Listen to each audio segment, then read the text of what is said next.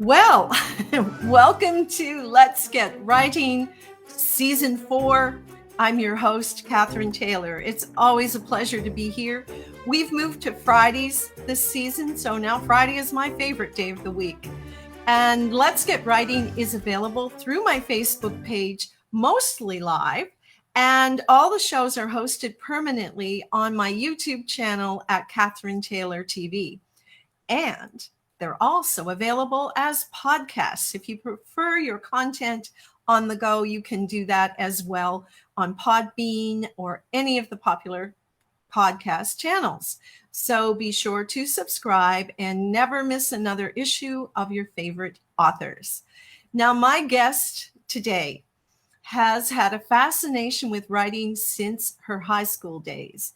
And in 2012, she became serious about that, which led to her memoir, No Turning Back, Surviving the Linehan Family Tragedy. And that was published in 2014. But since then, she's published several historical fiction novels, Being Mary Rowe in 2018, The Promise in 2019, The Liars in 2020, and in June of 2021, those three novels were issued the Silver Medal for Best Series Fiction by the Independent Publisher Book Awards. That's a mouthful, but a great accomplishment for my guest. And now we welcome her back to talk about her most recent book, The Stolen Ones. I happen to have a copy here. And her name is, if you haven't guessed it, which I kind of like to play around with that idea, but her name is Ida Linehan Young. And I'm going to bring her up in the screen and welcome her. Hi, Ida. How are you? Hi, Catherine. Thank you very much for having me here. Oh, it's always a pleasure. And we did this back in November, I think it was, of 2020. And here we are again. And there's been lots happening. You continue to be busy. You continue to write. So what is happening? You have this new book out. I'm just going to show it in the stream. Tell us a little bit about this project. So The Stolen Ones is the last, I guess, of the series. It kind of bookended the series with Mary and Peter's story, because I had always kind of felt that there was a little something missing from the series, because Mary and Peter didn't get to have any adventures. So I wrote The Stolen Ones so that Peter could have an adventure with Mary, but it was mostly his story. Right. And I just finished the book, and the thing that kind of stayed with me, or I thought about, is like bringing your characters forward from other books. I mean, authors often think of doing that because they grow a great fond attachment to their characters, but they don't always do it. But you do. So why is that so important to you? I think it was like a reader thing, because the readers were all like, I get messages saying, "Oh my, I felt like Mary was my aunt or my great aunt or my grandmother," and people just wanted to know more. They asked for more, and I left room. I didn't realize that I left room for a series, and so when I did Daniel's and Eric's story and The Promise, then I still had like a little bit of room. And then I still realized that I didn't have Peter and Mary's story. So off you went. And off I went. Now, when you mention, feedback from readers and so on, are you quite engaged with your reading audience? Yes. As a matter of fact, I remember one time somebody had read The Promise and they were like, "Oh my God, what happened to that ending? I don't think I'm going to read them anymore." So I wrote down, I said, "Oh, don't despair. Like, all might not be what it seems." And she was like, "Oh my God, I didn't realize that you actually answer people." So I get messages and I try to respond as much as possible. So it's not like an overwhelming presence, and I like to be engaged. Well, you're fairly active on your social media. You have quite a few platforms, I think. Where will people find you if they're looking for you? If they want to really find me, it's on Facebook. I do have an Instagram account, but I'm kind of Instagram dummy. Like I'm not there yet. And Twitter, I'm not like I do some posts, but I'm not really there yet either. But I try my best. Well, in actual fact, people talk about the social media and the importance of it to writers or really to any profession. And they often say pick the one that you like the best and go with that, because it's hard to be across all of them and be good on all of them. They require different things. They look for different things, different audiences. So maybe Facebook is where you feel most happy. And it seems like it is. And people that read generally are like my age or higher, these type of books. So I think they're, mostly on Facebook. I don't know. That's where I'm probably saying it and I shouldn't, but that's what I think. No, I think you are right. I think if you look at the demographics of the different social media, you will find more of our age group and more of the reading age group on Facebook. And if you want to hit the younger ones, you've got to go more. Go to Instagram or TikTok or something. Yeah. I have to admit, I do really enjoy Instagram, but I keep track of my kids that way too. I'm not there yet. If I want to know what they're doing, I go on Instagram, and generally I can find out what they're up to. So much for the phone. So again, getting back to your books, the most recent one, I noticed, well, all of the books, you tend to set them in Newfoundland. I haven't seen anything outside the province of Newfoundland. Why is that? Or were you going to continue that trend? I am. I write what I know. So not that I know it really well, but I know Newfoundland. I know where John's Pond is, and I know North Harbour, and so I set the books there for this time, and it was kind of as a tribute to my father too. Like he was born and reared in John's Pond, and some of our family started off there, so it was kind of a tribute more than anything else. But I like Newfoundland. We have lots of history. We have lots of stories, and why not stay here? Well, you're not alone in that. There's so many authors from this province who set their books here. And in fact, and I even spoke with one last week who is not from here, but who sets books here. And that person is going to be a guest on an upcoming show, which I thought was very interesting. So you're not the only one intrigued with our province. And when you think of it, the history of our province and how it evolved, and how isolated we were at times, and how difficult it was without some of the things that larger centers had, and yet people persevered and they survived. And you see that in your book, the characters, what they come up against just by geography is quite often a part of your story. And I think I try to remain true to history. For me, that's important. And I think of my grandmother's time and my great grandparents, and how they would have been so resilient, like you said, and the things even today, like if say a teenager read my book today and they were like, well, why did they have to bring in wood, or which is kind of not really here, because if kids go to the cabin and stuff, they're doing that, but that was the only way to survive. Really, one time was to walk everywhere, and you had no phone, and you didn't send up smoke signals because there was too many hills and trees. So mostly everything was walking Mm. or going by boat. Yeah, true enough. And we tend to forget that. But even just driving across our province today Yes. on the TCH, it's very unpopulated. You see nothing. You drive for kilometers, and all you see are more cars in the highway, and not that Don't many. forget your gas, because it's important. Stop for gas where there's a gas station. Oh, that's true. I had that experience last week where we were driving from St. John's, and someone who shall remain nameless did not take my suggestion that we stop for gas as we left. Anyway, I'll leave it at that. You can imagine. But you are right. And I think with history, it's not just the history, but you really get into the research, don't you? Do you not spend quite a bit of time in the rooms or whatever resources that you come up on? Yes, I do. But I'm fortunate that I have a friend of mine that likes to research. And that's what she does. Like, she just likes doing it. So she'll find something and she'll send it to me. and then I'll be like, oh, okay, and then I'll do some more looking up and researching, and like the Fox Harbor thing was her idea. She took a snapshot of the storyboard and she sent it to me. So I did the research, and that's how it ended up in the Stolen Ones. Hmm. Now, storyboard, you caught my attention there. What is your storyboard? Tell me a bit about it.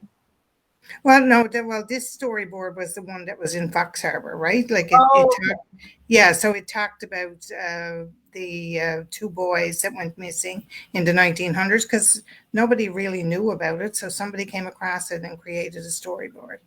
okay. And I was thinking that perhaps you did a storyboard. No, no, no, no, No, no. okay. I am not a plotter. I am a what they call a pantser, I guess. I don't know where my story is going until I start writing it. I find that I am somewhat that way myself, but when I think about it, I go, is that the easier way or the more challenging way? It's Um, probably more challenging. mhm. But to me, it's the way I like to do it. I don't know. I feel the most. I like to write under pressure, and I think I feel the most pressure if I'm not haven't got to plot it. Well, that would bring about a certain amount of pressure for Yes, sure. Do you especially have, if you have a deadline. with a deadline, do you generally start with an ending in mind or anything like that, or just totally wide open space? It's usually wide open space. I have a kind of concept of, maybe 3 lines of how this thing is going to go. And then by the time I get in there, I'm like, oh no, that's too easy. Let's just make something a little bit harder. And I'll just throw in a murder or, a kidnapping or something. Well, I remember from the last show, and anyone, if you would like to see Ida's first interview, you can on my YouTube channel at Catherine Taylor TV. But you mentioned there, if I haven't lost my train of thought, that, and I have lost my train of thought, but there was something that about adding things in. I'm back. You said you get to play God. Someone told you once that you are the god of your book or goddess, and you can Yes, do whatever you want. So you hang with that, do you? I do now. After he told me that, I was like, hell yeah, I'm God. I can do what I want with my characters. But like, I think the trend is to kill off people that people love and stuff like that. But I don't know. I don't go for that. I just assume, like, give them a little hard time, but let them have a happy moment at the end. Why not? I know. I think I share that sentiment with you, Ida, because I hate to kill off people that I like. Takes too long to build them. It does take a long time to build character. And speaking of that, how do you go about building your characters? What kind of things do you do to make them come so alive? I don't know. People ask me that. They say that they feel really like in the story. They can see things, hear things. But I think that's what I do. Like I become the person. I become Mary. I become Peter. What do I see? What do I smell? What do I hear? And then I try to write about it Yeah, and you do that very well. without overdoing. Like who Yes. needs to see a tree, described in 5 pages? I don't. So, like I try to keep it within reason, but whatever kind of makes sense for me, that's what I try to do. You're quite down to earth. When I talk to you about writing, you make it sound so natural and so well. I'm just going to try this and do this, but you really do seem to just make it a part of you. No, that's probably true. I like if I'm worried about something or if I'm stressed about something, I'll sit down and write. Hmm. One time I used to write poems, and now I just sit down and add on to something or write something. Or maybe journal. A lot of authors. Yeah, I don't journal though. I have to say I don't journal. I probably should, but I don't. But I like I have I need a couple more pages to this book, so I'm going to sit down now and I'll just concentrate on that. Then everything else in the world is left behind, and you can concentrate on what you're doing. And speaking of what you're doing, I was so intrigued to see that your books are all available. Your series are available as audiobooks. Yes, And yeah. there's a big move in that direction with authors. Tell me a little bit about how that came about for you. It was like there was something missing. I wanted, and I wasn't an audiobook listener. I hadn't joined Audible. I had never heard and not listened to an audiobook, but I felt like there was something missing. So I decided I was going to go the audiobook route, and I did some research on how to do it, and I came up with somebody who was willing to be a narrator for me and had all the equipment, because like it's more than just sitting down reading, because there's a lot of things that, like, decibels high, decibels low, and stuff like that, that is required. So it takes a studio. So I had a person that was willing to give it a try, and I started, and I just did the last one. The Stolen Ones is now on audio. Well. And Ida, you did produce them here in Newfoundland as well. Yes, so there's a guy from Botwood actually who did the production and the narration, which is not always, you don't always get that. Sometimes you get a narrator and then you got to go somewhere else for production. So he did both, which was wonderful. And then my daughter helps me a little bit with it because she's into voicing and stuff like that. And I actually wanted her to do some of these, the last audiobook, like the present and the past, and I get him to do the past and her to do the present, but she felt too, she didn't feel like she was a narrator, so she wouldn't do it. So he did both for me. And it is a very specific thing, being able to narrate a book Yes. and maintain the interest. I've listened to quite a few, and when you're starting to think about audiobooks, you listen more than for the story. You listen for the production, or how does it engage you, and those type of things. So it's nice to work with somebody who has a handle on that. Did you do any editing, or did you strictly just read the book as it was? Read the book as it was. Yeah. Everything. And actually I did, so after it went to production and it was quality, the quality was done on it, I listened to it with the book in my hand to make sure that the quality matched the book itself. So How much time did that take for you from the beginning to the end of that project for each book, roughly? well, the last one, I mean, I think it was like a month and a half, and then it was out. So it depends on who you get and if they have time, if they have other projects. Like, there's a lot of different things. Like, if you want to put a new roof on your house, you can't just say, oh, I'm putting the roof on tomorrow. You have to wait till the roofers are ready. So I had to wait till he was ready, and he was ready, and I managed to get it done fairly quickly. Absolutely. Well, really great to know that they're available that way for anybody who prefers to listen.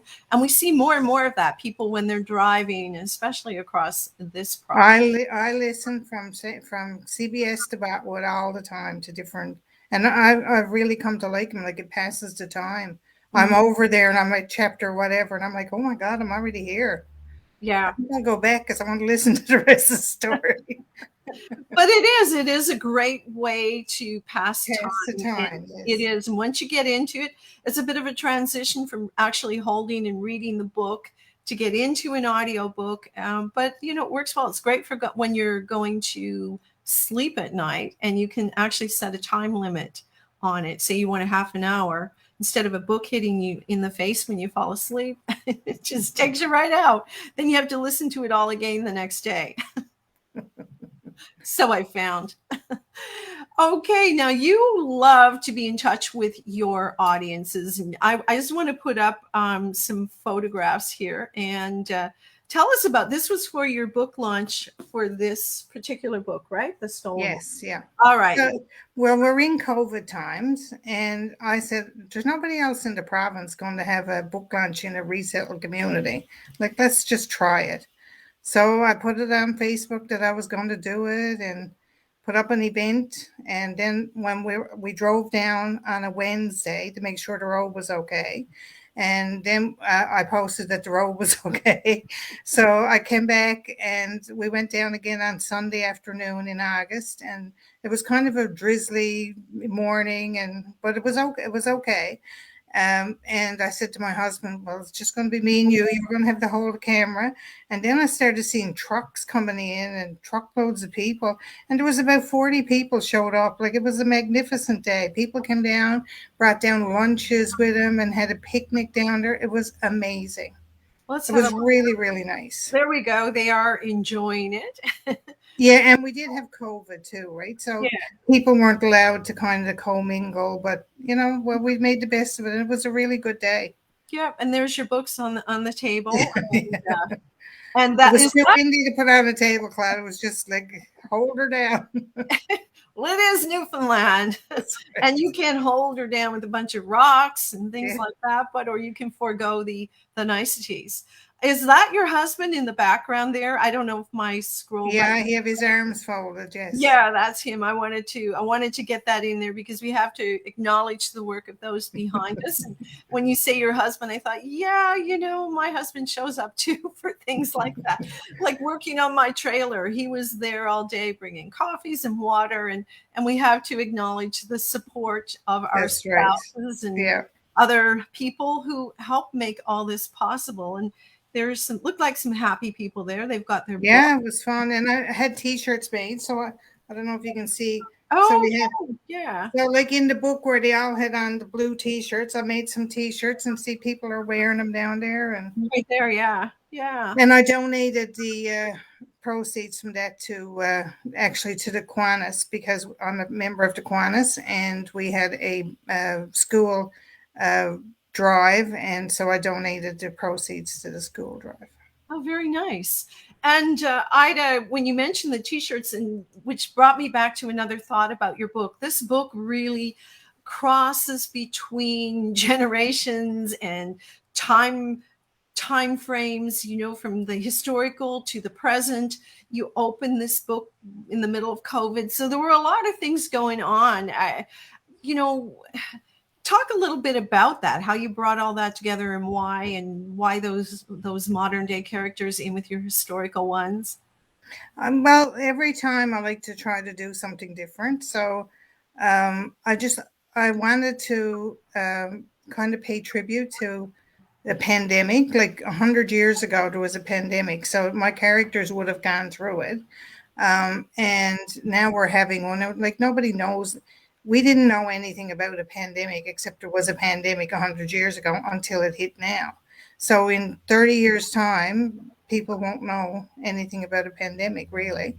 And so I wanted to kind of pay tribute to that, and I couldn't make it real if we didn't have a pandemic, because it had to be like in today's time frame, and that's what we're going through. So like, even as the past is real, the present should be real as well. Mm-hmm. And when it opened, the feeling I had, and of course we're living through it, and maybe because we're living through it, we're becoming accustomed to it now. We're not, Yes, yeah. how that happens. It becomes more familiar as you move through something. But when I was reading the opening chapter of your book, and I was feeling like this almost feels so surreal to read this, not be living it, but to read this perception of it. And it was almost eerie a little bit. I don't know. Has anyone else felt that or said that to you? Or is it still? Not yet. They might. I don't know. But like I said, I like to put myself in the characters. Now, I wrote that piece like last year, Mhm. so it was like, we were still tender, kind of on the COVID thing, and there was all, people dying everywhere, and nobody knowing who anybody was, and like, and it just it kind of struck a chord with me, and I said I wanted to pay tribute somehow. Like, that kind of sounds not humble, but I wanted to kind of pay some kind of respect to people Mhm. that have gone through that. Because, I mean, we're lucky. We are really lucky. Well, by virtue of where we live Yes. Yeah. and the island we live on, with so much space and isolation to some degree. I mean, we are on an island. You get on and off of here by a couple of ways: boat, Yes. Yeah. plane, teleport, maybe in a future book. Now, I was trying to save a little time for you to read an excerpt, and I think we just have time to fit that in. Would you like to very quickly preface and give us a little little touch of your book. And for everyone who's listening, we do offer these author read sections on after our shows, and they are available on the YouTube channel, but we're going to pop one in right here, and I'm going to turn it over to Ida right now, if you'd like to go ahead. Okay, so this is a dream that Peter had while he didn't know he was being poisoned, but so this is his dream. His eyes opened, not in fright, but perhaps in anticipation of pending doom. Peter couldn't breathe. He was paralyzed. How did she do it? Surely he would have known. Stop, Peter, think. She wouldn't do this, not Mary. Try to take a breath, concentrate, close your eyes, breathe, just inhale. It's not that hard. Damn it, why wouldn't his lungs work? His heart was beating. At least he believed it was. Don't panic. Force yourself to remember how it's done. Move your hand. Wake Mary. Move, damn it. From somewhere above the bed, he watched the life seep out of himself. He lay on his back, his eyes opened and vacant, while Mary breathed softly beside him. He couldn't reach her. Then she turned over. Mary, help me. The words went unuttered. They formed in his mind, but didn't escape his lips. Mary leaned on one elbow and looked down at him. A grin formed on her features as her long red hair spilled down around his face. There was a time when he would have lived for that moment. Now he knew. Mary, what have you done? A silent plea. He saw the light of recognition in her eyes, but still his question went unanswered. She nudged his arm, but he couldn't feel it. He was moving farther away. She pushed him harder. He was gone. Mary stared at him for a few moments, then tossed back the quilt and slid out of bed. She opened the door and spoke to somebody, motioning them inside. It's done, she said. He's dead. Daniel Cooper stepped into the room, and Mary put her arms around him. I should have known, Peter thought. I should have known. You'd be better for sure. Better be sure, Daniel said. Mary slid in beside him and poked his arm. Peter. His name came through a fog, persistent, then clear. Peter, Peter, wake up. He yelped. Peter, what's wrong with you? Wake up. Peter opened his eyes and stared up at Mary in the pre-dawn gloom. He brushed his hand over the skin where she'd pinched him. Pushing her away, he sat up. Peter, what are you doing? So Well, that's a little bit about his dream. yes, I'm back. I'm back. Oh my goodness. Well, Ida, I hadn't done that before on a show, and thank you for just jumping in to read that. That was wonderful, and kind of an idea of what an audiobook might be like. You did a beautiful job reading it. Oh, thank you very much. And it was intriguing. That scene was very, very powerful.